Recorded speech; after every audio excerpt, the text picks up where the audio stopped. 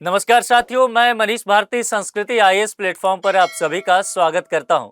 साथियों, जैसा कि हम जानते हैं, पिछले कुछ समय से अरावली को लेकर के विवाद छिड़ा हुआ था और वह विवाद न सिर्फ दिल्ली में बल्कि इसके अलावा हरियाणा, राजस्थान और गुजरात में भी था। इसके अलावा देश भर के विभिन्न जो इन्वायरमेंटलिस्ट एक्सपर्ट हैं वो भी इस बात को लेकर के विवाद छिड़े हुए थे और लगातार देश भर में इन सब चीज़ों को लेकर के आंदोलन हो रहा था। और वह ये इस बात को लेकर के कि अरावली में खनन ना किया जाए, अरावली के परिस्थिति को ना बदला जाए। अब जब ये पूरा विवाद बढ़ता है तो सुप्रीम कोर्ट अपने ही फैसले पर एक बार रोक लगाते हुए नजर आ रही है और केंद्र सरकार से अब जवाब मांगा गया है। इसके अलावा चारों राज्य, चाहे वो गुजरात हो, राजस्थान हो, हरियाणा हो या फिर दिल्ली, चारों राज्य को भी नोटिस दिया गया है केंद्र सरकार के साथ साथ। अब ये किस तरह के फैसले आए हैं, क्या यहाँ पर अरावली को सुप्रीम कोर्ट ने बचा लिया है या आने वाले समय में और भी कुछ खनन हो सकता है, विस्तार से हम लोग इन सब चीजों पर चर्चा करेंगे।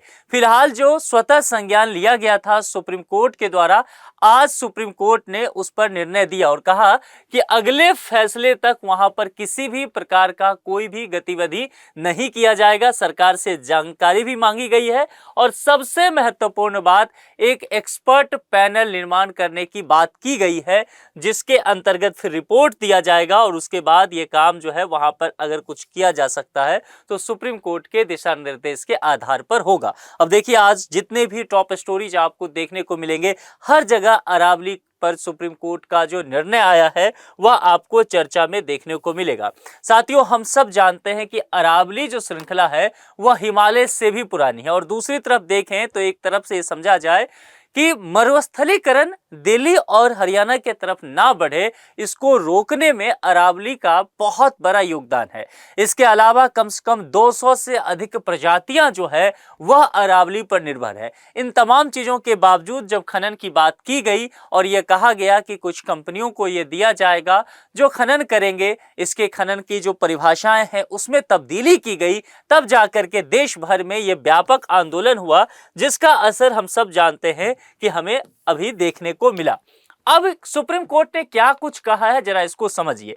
अरावली रेंज की दरअसल डेफिनेशन को बदलाव किया गया और उस डेफिनेशन में कहा गया था कि 100 मीटर से कम ऊंचाई वाली जो पहाड़ियां होंगी उसको अरावली पहाड़ नहीं माना जाएगा। अब जैसे ही ये बात किया गया तो अरावली रेंज की अगर चर्चा करेंगे तो तकरीबन अगर 100 मीटर की बात किया जाए तो अरावली का 90% एरिया जो है, 90% एरिया ये 100 मीटर के डेफिनेशन से बाहर हो जाएगा। यानी कि फिर अरावली के 90% एरिया पर खनन का कार्य हो सकता था। यह बात जब सुप्रीम कोर्ट ने पहले कहा था उसी चीज पर स्टे लगाया है और देश की सर्वोच्च अदालत ने, हम सब जानते हैं कि इस पर स्वतः संज्ञान लिया। चूंकि हो सकता है कि पीआईएल पहुंचता, लेकिन सुप्रीम कोर्ट ने खुद ही इस बात को जनहित में देखते हुए संज्ञान ले लिया। अब मामले पर सुनवाई के दौरान सरकार का भी पक्ष रखा गया और सरकार के तरफ से हाजिर हुए सॉलिसिटर जनरल, अभी के सॉलिसिटर जनरल कौन है, तुषार मेहता, उन्होंने इस बताया सुप्रीम कोर्ट से कि माय लॉर्ड, दरअसल अफवाह फैलाया गया है, लोगों के बीच गलत जानकारियां फैलाई जा रही है। इस पर सुप्रीम कोर्ट ने कहा कि देखिए, कई चीजों को स्पष्ट किए जाने की जरूरत है और इसी वजह से इस विषय को हमने स्वतः संज्ञान में भी लिया है। कोर्ट ने अरावली पहाड़ी रेंज की जांच करने के लिए एक समिति का भी गठन कर दिया और सबसे महत्वपूर्ण बात यह कि कोर्ट ने कहा कि इसकी अगली सुनवाई हम 21 जनवरी को करने वाले हैं। अब देखिए, यह तारीख अभी तय किया गया है। अब यह देखना होगा कि आने वाले समय में जब 21 जनवरी को कोर्ट फिर से सुनवाई करती हुई नजर आएगी तब क्या कुछ किया जाएगा। देखिए, चूंकि अब इस मामले को पूरी तरह से जो हमारे चीफ जस्टिस ऑफ इंडिया हैं वो खुद ही देख रहे थे, तो जब यहां पर सुप्रीम कोर्ट में इस मुद्दे को लेकर के डिबेट चल रहा था तो सीजेआई ने कहा कि देखिए, कुछ टेक्निकल पॉइंट हैं और उन सभी टेक्निकल पॉइंट को स्पष्ट किए जाने की जरूरत है। अरावली हिल्स और रेंज की जो कई समय पर एक तरह से कहा जाए कि जांच और हाई पावर्ड कमिटी बनाने की बात की गई है, जिसमें कई सारे लोग होंगे, जिसमें एक कहा जाए कि डोमेन एक्सपर्ट की बात सुप्रीम कोर्ट ने कहा। डोमेन एक्सपर्ट कहने का तात्पर्य क्या होता है, यानी कि वे सारे लोग, कुछ लोग जो कि पर्वतों के और खनन सब इन सब चीजों के विशेषज्ञ होंगे। कुल मिला के आप कह सकते हैं कि ज्योग्राफी और पर्यावरण के जानकार होंगे, ताकि वो इस बात को समझ सके कि जो हिल्स है, ये इसका रेंज, हिल रेंज, उसका स्ट्रक्चर कैसा होने वाला है, इकोलॉजिकल क्या इफेक्ट इस पर आएंगे, और इन सब चीजों को देखते हुए एक रिपोर्ट दी जाए सुप्रीम कोर्ट को, और उसके आधार पर उसके जो निर्णय होंगे उस सभी चीजों पर यह फैसला लिया जाएगा। हालांकि इससे पहले भी एक कमेटी बना था और उसी कमेटी ने यह 100 मीटर वाला डेफिनेशन दिया था, उसी को सुप्रीम कोर्ट ने माना था। लेकिन अब सुप्रीम कोर्ट कह रही है कि चूंकि वह पर्याप्त नहीं है तो नई समिति यहां पर बना दिया जाए। देखिए, मुख्य बातें जो यह है कि नई जांच समिति बनाने की बात की गई है। इसमें सुप्रीम कोर्ट ने सेंट्रल एनवायरमेंटल मिनिस्ट्री की अरावली हिल्स और अरावली रेंज की परिभाषा को मानने के लिए अगले 20 नवंबर को जारी फैसले पर, अपने जो 20 नवंबर के जारी फैसले थे उस पर रोक लगाया है। नवंबर में सुप्रीम कोर्ट ने यह स्वीकार किया था कि 100 मीटर से कम ऊंचाई वाले पहाड़ों को अरावली का हिस्सा नहीं माना जाएगा। और जैसे ही यह डिफिनेशन सुप्रीम कोर्ट ने एक्सेप्ट किया, तो मैंने पहले कहा कि 90% हिस्सा जो अरावली रेंज का है वह फिर खनन के लिए तैयार हो गया, यानी कि उसे पहाड़ माना ही नहीं गया। और इस डेफिनेशन से अरावली का बहुत हिस्सा फिर जो है वह खनन वगैरह किया जा सकता था।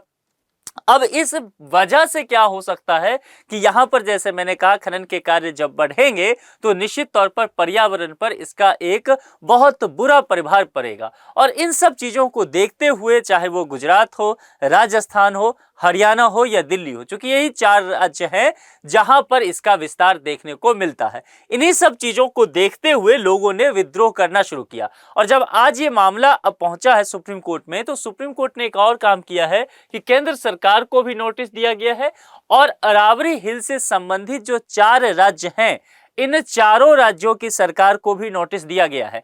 जिसमें अगर देखा जाए केंद्र के अलावा, तो जैसा मैंने कहा, चूंकि शुरुआत गुजरात से है, तो राजस्थान, गुजरात, दिल्ली और हरियाणा, इसको भी नोटिस जारी कर दिया गया है और इस मुद्दे पर जवाब मांगा गया है। अरावली पर्वत श्रृंखला इन्हीं 4 राज्यों में स्थित है। इस पर्वत श्रृंखला का एक छोर गुजरात तो दूसरा छोर दिल्ली में देखने को मिलता है।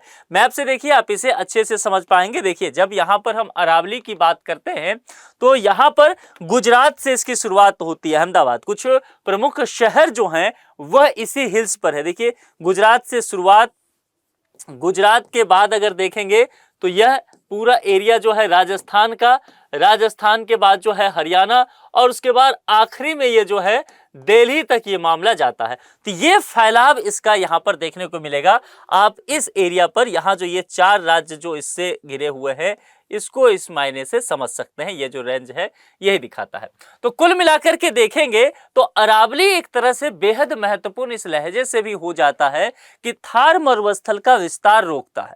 देखिए, 2-3 चीजों को समझना पड़ेगा, क्योंकि एक छोर अगर गुजरात है, दूसरा दिल्ली है, तो यह जो पूरा एरिया पड़ता है, कम से कम 200 प्रजातियों का आवास है।